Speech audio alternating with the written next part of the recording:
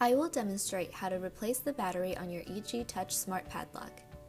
You will need two A76 or LR44 batteries and a Phillips head 0.0 screwdriver.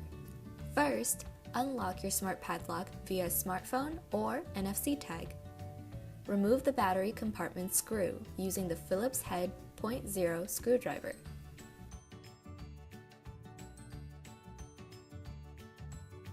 Remove the battery cover. Pull out the battery tray from the battery compartment. Install two pieces of A76 or LR44 batteries with the positive side facing up.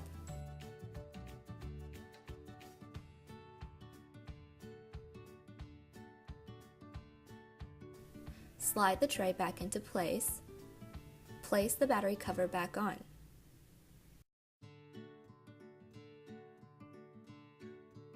And screw in the battery compartment screw.